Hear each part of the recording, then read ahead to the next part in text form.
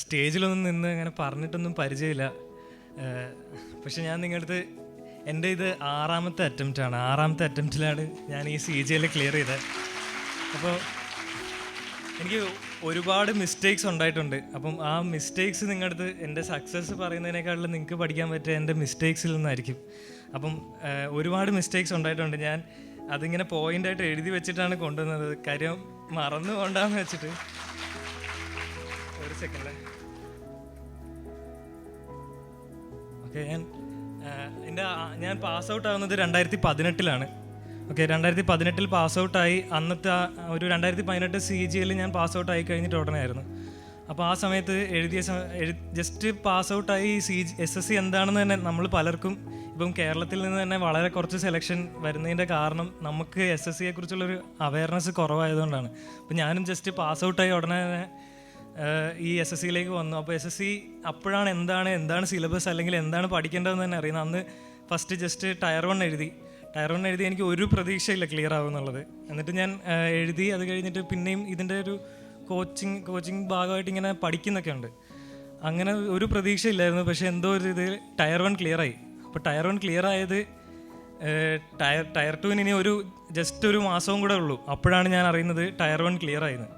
അപ്പം അത് കഴിഞ്ഞിട്ട് അപ്പോഴാണ് ഞാൻ ശരിക്കും ടയർ 2 എന്നുള്ള രീതിയിൽ പഠിക്കാൻ തുടങ്ങിയത്.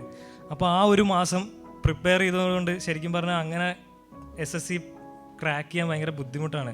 എക്സ്ട്രാ ഓർഡിനറി ബ്രില്യൻ്റ് ഒക്കെ ആണെങ്കിൽ മാത്രമേ അങ്ങനെ ക്രാക്ക് ചെയ്യാൻ പറ്റത്തുള്ളൂ. അപ്പം ആ ഒരു മാസം ഇപ്പം പലരും ചെയ്യുന്നൊരു മിസ്റ്റേക്ക്, എൻ്റെയും ഭാഗത്തുണ്ടായ മിസ്റ്റേക്ക് തന്നെയാണ്.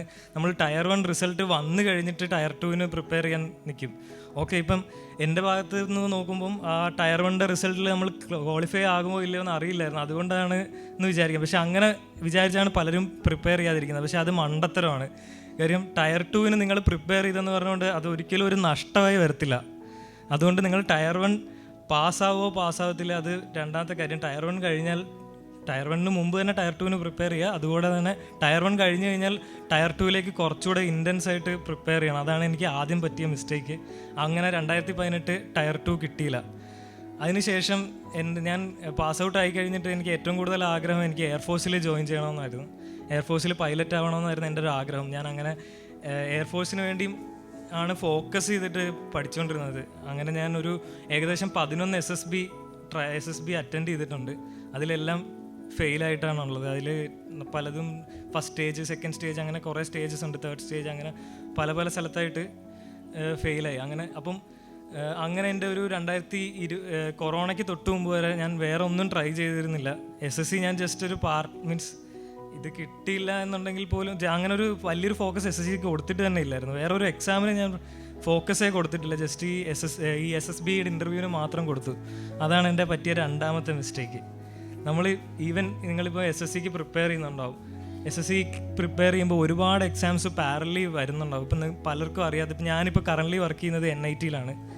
അപ്പം NITയുടെ എക്സാമൊക്കെ നടന്നത് വളരെ കുറച്ച് പേരെ അറിഞ്ഞിട്ടുള്ളൂ. നമ്മുടെ ഒരു ഇൻഫർമേഷൻ വെച്ചിട്ട് ആകെ 30,000 ആപ്ലിക്കൻസേ ഉണ്ടായിരുന്നുള്ളൂ. അപ്പം അങ്ങനെ ഒരു എക്സാം നടക്കുന്നത് പോലും പലരും അറിയുന്നില്ല. അതും നമ്മൾ ഈ ഒരു SSC എന്ന് പറയുമ്പം SSCയിലേക്ക് മാത്രം നോക്കിയിരിക്കുന്നത് കൊണ്ടാണ്. അത് ഇഷ്ടം പോലെ വേറെ എക്സാംസ് നിങ്ങൾക്ക് ഇതേ സെൻട്രൽ ഗവൺമെൻറ്റിൽ തന്നെ ഇതേ ലെവലിൽ ഈ SSCയുടെ അതേ ലെവലിൽ തന്നെ കയറാൻ പറ്റുന്ന ഒരുപാട് എക്സാംസ് ഉണ്ട്. അപ്പം അത് നിങ്ങൾ നോക്കാതെ വരുന്നത് ഞാനും നോക്കിയിട്ടുണ്ടായിരുന്നില്ല. അതാണ് എനിക്ക് പറ്റിയ സെക്കൻഡ് മിസ്റ്റേക്ക്. ഞാൻ എയർഫോഴ്സിൽ കയറണം എന്ന് വിചാരിച്ച് എയർഫോഴ്സ് മാത്രം നോക്കിക്കൊണ്ടിരുന്നു. അതിനുശേഷം 2 വർഷം കഴിഞ്ഞ് ഞാൻ മനസ്സിലാക്കുന്നത് എനിക്ക് എയർഫോഴ്സിൽ ഏജ് ഓവറായി. അപ്പം വേറെ ഓപ്ഷൻസ് ഒന്നും ഇല്ലാന്നിരിക്കുമ്പോഴാണ് കൊറോണ വന്നത്. അങ്ങനെ കൊറോണ വന്നപ്പം ഈ SSC ആ സമയത്ത് കുറേ 2017, 18, 19 എന്നൊക്കെ പറഞ്ഞാൽ കുറച്ച് കേസും കാര്യങ്ങളും ഒക്കെ ആയിട്ട് കുറേ ലാഗായി നിൽക്കുന്നൊരു സമയമാണ്. അങ്ങനെ കൊറോണയും കൂടെ വന്നപ്പോൾ പിന്നെയും ലാഗായി. അപ്പം SSC പ്രിപ്പയർ ചെയ്യാന്നുള്ളത് അപ്പോൾ ഒരു നല്ല ഓപ്ഷനായി തോന്നിയില്ല. പെട്ടെന്നൊരു ജോലി വേണം എന്നുള്ളൊരു രീതിയിൽ തന്നെ മൈൻഡ് വന്ന് ഞാൻ അങ്ങനെയാണ് ബാങ്കിലേക്ക് തിരിയുന്നത്. അങ്ങനെ 2020 കൊറോണ ടൈമിൽ ഞാൻ ബാങ്കിൽ കയറി. SBI PO ആയിട്ടാണ് കയറിയത്. ഞാൻ അപ്പോഴാണ് എൻ്റെ മൂന്നാമത്തെ മിസ്റ്റേക്ക് പറ്റിയത്. മൂന്നാമത്തെ മിസ്റ്റേക്ക് എന്താണെന്ന് വെച്ചാൽ, ഞാൻ ഒരിക്കലും എന്താണ് ബാങ്ക് എന്ന് മനസ്സിലാക്കാതെ, അല്ലാതെ എന്താണ് അതിൻ്റെ വർക്ക് നേച്ചർ എന്ന് മനസ്സിലാക്കാതാണ് ഞാൻ ബാങ്കിലേക്ക് ചെന്ന് ചാടിയത്. അപ്പം ഈ എൻ്റെ ആഗ്രഹം എന്താണെന്ന് വെച്ചാൽ ബാങ്കിൽ കയറുക, ബാങ്കിൽ നിന്നുകൊണ്ട് SSC പ്രിപ്പയർ ചെയ്യുക, അങ്ങനെ SSC ക്രാക്ക് ചെയ്യണമെന്നായിരുന്നു എൻ്റെ ആഗ്രഹം. പക്ഷെ അതിനകത്ത് എനിക്ക് പേഴ്സണലി അങ്ങനെ പറ്റില്ല എന്നല്ല കേട്ടോ ഞാൻ പറയുന്നത്. അങ്ങനെ ചെയ്തവർ ഒരുപാട് പേരുണ്ട്, ഇഷ്ടം പോലെ അങ്ങനത്തെ അച്ചീവേഴ്സ് ഉണ്ട്. പക്ഷേ എനിക്ക് പേഴ്സണലി പറ്റിയെന്താ വെച്ചാൽ ഞാൻ എന്താണ് SBI, എന്താണ് അവിടെ ബാങ്കിൽ കയറിയാലുള്ള വർക്ക് നേച്ചർ എന്താണെന്ന് ഞാൻ ക്ലിയർ ആയിട്ട് മനസ്സിലാക്കിയില്ല. അതാണ് പറ്റിയത്. അതെന്ന് വെച്ചാൽ അതിനകത്ത് കയറി കഴിഞ്ഞാൽ ഈ പറഞ്ഞ കണക്ക് നമുക്ക് നല്ല സാലറി കിട്ടും. 1 lakh ഇപ്പം തന്നെ കയറുന്നവർക്ക് 70,000. ഇപ്പോൾ എൻ്റെ ബാച്ചിലുള്ളത്, ഞാൻ 2020 ബാച്ചാണ് SBIയുടെ. അപ്പം 1 lakh പ്ലസ് ഒക്കെ സാലറി കിട്ടും. പിന്നെ അതുപോലെ തന്നെ അലവൻസസ് കാര്യങ്ങൾ, അങ്ങനെ നമുക്ക് പൈസയുടെ കാര്യത്തിൽ ഫിനാൻഷ്യലി നമുക്ക് ഭയങ്കര സെറ്റായിരിക്കും. പിന്നെ അതുപോലെ തന്നെ വർക്ക് ആകെ കുറച്ച് സ്ഥലങ്ങളിൽ ചില റീജിയൻ, അതായത് ഇപ്പം കേരളത്തിലൊക്കെ കുറേ കൂടെ നല്ല വർക്ക് കൾച്ചറാണ്. ഞാൻ ചെന്നത് കർണാടകയിലാണ്. അപ്പോൾ അവിടെ കുറച്ച് പ്രശ്നമുണ്ട്. അപ്പോൾ അതൊക്കെ ഒന്നും ചിന്തിക്കാതെ എടുത്തൊരു തീരുമാനത്തിൻ്റെ പുറത്തുണ്ടായ പ്രശ്നമാണ്. അങ്ങനെ എനിക്ക് ബാങ്കിൽ കയറി കഴിഞ്ഞിട്ട് പ്രിപ്പയർ ചെയ്യാനുള്ളൊരു ടൈം നമുക്ക് വളരെ ലിമിറ്റഡ് ആയിരുന്നു. ഞാൻ 2020 CGL-ഉം 2021 CGL-ഉം ട്രൈ ചെയ്യുന്നത് ബാങ്കിൽ നിന്നുകൊണ്ടായിരുന്നു. അങ്ങനെ ബാങ്കിൽ നിന്നുകൊണ്ട് ട്രൈ ചെയ്ത് എനിക്ക് പേഴ്സണലി അങ്ങനെ ടൈം മാനേജ് ചെയ്യാനുള്ള കഴിവ് ഞാൻ ആ സമയത്തേക്ക് എനിക്ക് അത്രയും മനസ്സിലാക്കി വരുന്നേ ഉള്ളൂ. എങ്ങനെയാണ് ഒരു ജോലിക്ക് നിന്നുകൊണ്ട് പഠിക്കുക എന്നുള്ളത് എനിക്ക് അത്രയും ക്ലിയർ ആയിട്ടൊരു ഐഡിയ ഇല്ലായിരുന്നു. അതുകൂടാതെ ഇപ്പം നമ്മൾ ബാങ്കിലൊക്കെ ആണെങ്കിൽ പലപ്പോഴും 7 മണി 8 മണിയൊക്കെ ആവും നമ്മൾ തിരിച്ചെത്തുക. ചില സമയത്ത് നമ്മൾ കസ്റ്റമറുടെ തെറി കേട്ടിട്ടായിരിക്കും വരുന്നത്, ചില സമയത്ത് നമ്മൾ മാനേജറിൻ്റെ തെറി കേട്ടിട്ടായിരിക്കും വരുന്നത്, ചില സമയത്ത് അങ്ങനെയൊക്കെ. അതിപ്പോൾ എല്ലാ ജോലിയിലും ഉണ്ട് കേട്ടോ. ഇപ്പോൾ ഏത് ജോലി, ഇപ്പോൾ സെൻട്രൽ ഗവൺമെൻറ് ജോലിയിൽ നിന്നാലും ചിലപ്പോൾ നമ്മൾ ഹയർ അതോറിറ്റീസിൻ്റെയും പബ്ലിക്കിൻ്റെയൊക്കെ ചിലപ്പോൾ ഒരു ബുദ്ധിമുട്ട് കേൾക്കേണ്ടി വരും. അത് സ്വാഭാവികമാണ്.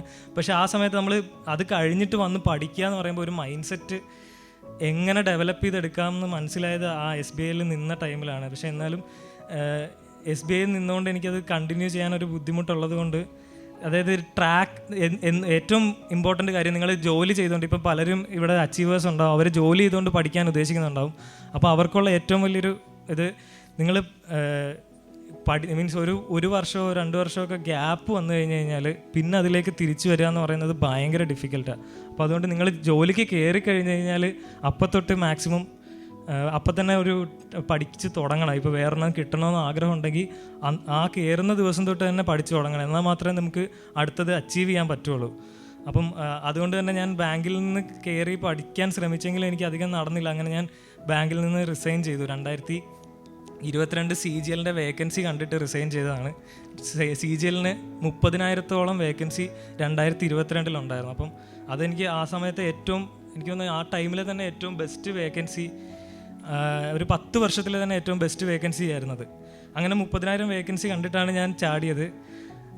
ചാടിക്കഴിഞ്ഞ് മീൻസ് ബാങ്കിൽ നിന്ന് ഇറങ്ങിക്കഴിഞ്ഞ് ഞാൻ അതുവരെയുള്ള, അതായത് ഒരു 3 Tier 1 ഞാൻ ഓൾറെഡി എഴുതിയിട്ടുണ്ട്. ഞാൻ ബാങ്കിൽ നിന്നുകൊണ്ടാണേലും എപ്പോഴാണെങ്കിലും ഞാൻ ഇതുവരെ Tier 1 ഫെയിലായില്ലായിരുന്നു. അപ്പോൾ അതുകൊണ്ട് അത് കഴിഞ്ഞിട്ട് ഞാൻ Tier 1 എഴുതി, ആ Tier 1-ഉം ക്വാളിഫൈ ആയി.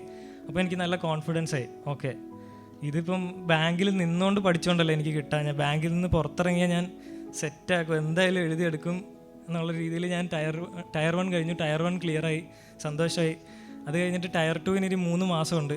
അപ്പോൾ അതിൻ്റെ ഇടയ്ക്ക് ഫ്രണ്ട്സ് എല്ലാം കൂടെ ഒരു ട്രിപ്പ് വിളിച്ച് ഞാൻ ട്രിപ്പൊക്കെ പോയി. കുറച്ച് കോൺഫിഡൻസ് ഉണ്ടല്ലോ, പ്രശ്നമില്ലല്ലോ, കിട്ടുമല്ലോ.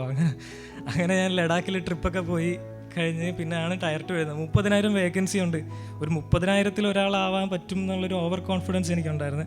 അങ്ങനെ Tier 2-ന് പോയി. Tier 2-ൽ പോയി അന്ന് എനിക്ക് മാർക്ക് ജസ്റ്റ് PASA കിട്ടാനുള്ളൊരു മാർക്ക് ഏകദേശം ഉണ്ടായിരുന്നു. പക്ഷേ ഞാൻ ബാങ്കിൽ നിന്ന് ഇറങ്ങിയ സമയത്ത് എനിക്കൊരു ഫിയർ ഉണ്ടായിരുന്നു, എനിക്ക് ഈ ഒരു ബാങ്കിൻ്റെ ഇതിലേക്ക് പോകുമോ എന്നുള്ളൊരു ഇതിൽ ഞാൻ PASA ഞാൻ വെക്കാനും വിട്ടുപോയി. അങ്ങനെ ആ 2022 CGL എനിക്ക് കിട്ടിയില്ല. അതാണ് എൻ്റെ എത്രാമത്തെ മിസ്റ്റേക്ക് ആയിരുന്നു, ഒരു സെക്കൻഡ്,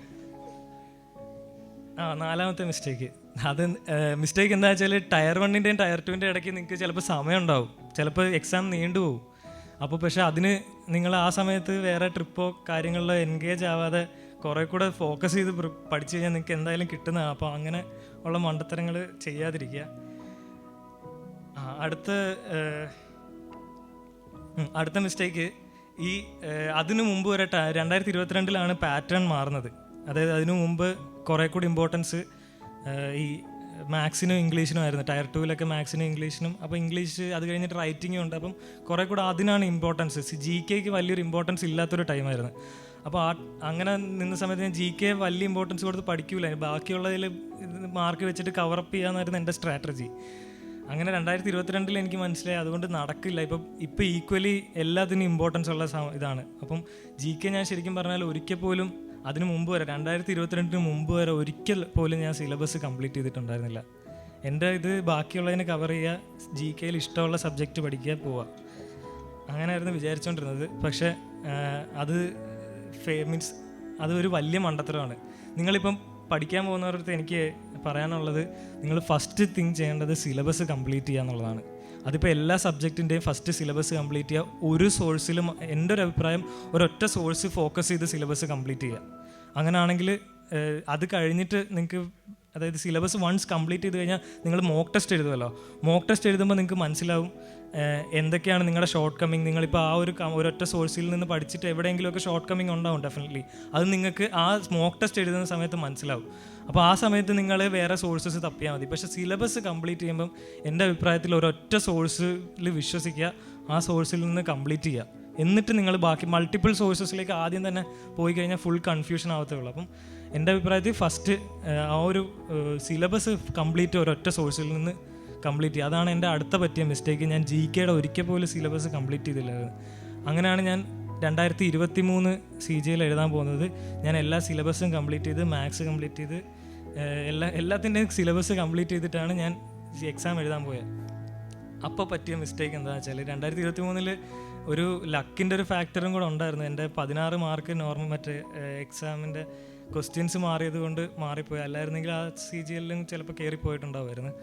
പക്ഷേ അപ്പോൾ പറ്റിയൊരു വലിയ മിസ്റ്റേക്ക് എന്താണെന്ന് വെച്ചാൽ ഞാൻ സിലബസ് കംപ്ലീറ്റ് ചെയ്തു, പക്ഷേ റിവൈസ് ചെയ്തില്ല. റിവൈസ് ചെയ്തില്ലെങ്കിൽ സത്യസന്ധമായിട്ട് സിലബസ് കംപ്ലീറ്റ് ചെയ്തുകൊണ്ട് ഒരു കാര്യമില്ല. നമ്മൾ എത്ര നന്നായിട്ട് റിവൈസ് ചെയ്യുന്നു, ഇപ്പോൾ നമ്മളൊരു +1 +2 എക്സാമൊക്കെ എഴുതുകയാണെങ്കിൽ നമ്മൾ സിലബസ് കംപ്ലീറ്റ് ചെയ്ത് അത് അവിടെ പോയി എഴുതി വെച്ചാൽ മാർക്ക് കിട്ടും. പക്ഷേ ഇവിടെ നമുക്ക് ക്വിക്കായിട്ട് റീകോൾ ചെയ്യാൻ പറ്റണം. ക്വിക്കായിട്ട് റീകോൾ ചെയ്യാൻ പറ്റണമെങ്കിൽ റിവിഷനാണ് അതിനകത്ത് ചെയ്യേണ്ട കാര്യം.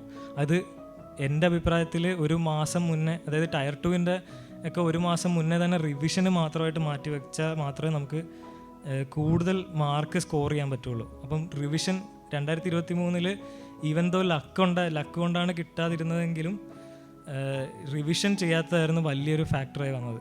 അങ്ങനെയാണ് ഞാൻ 2024 വന്നത്. 2024 ഞാൻ വർക്ക് ചെയ്യുമായിരുന്നു ഇവിടെ NIT കാലിക്കറ്റിൽ വർക്ക് ചെയ്തുകൊണ്ടിരിക്കുമ്പോഴാണ് ഈ 2024 CGL വന്നത്. അപ്പം ഇത്രയും മിസ്റ്റേക്സുകൾ പറ്റിയത് കൊണ്ട് മിസ്റ്റേക്സ് എല്ലാം മനസ്സിലാക്കി അത് കഴിഞ്ഞിട്ട് അങ്ങനെ ഇനിയൊരു മിസ്റ്റേക്ക് വരരുത് എന്നുള്ളൊരു ഇതിൽ പ്രിപ്പയർ ചെയ്തിട്ടാണ് ഇത്തവണ കയറിയിട്ടുള്ളത്.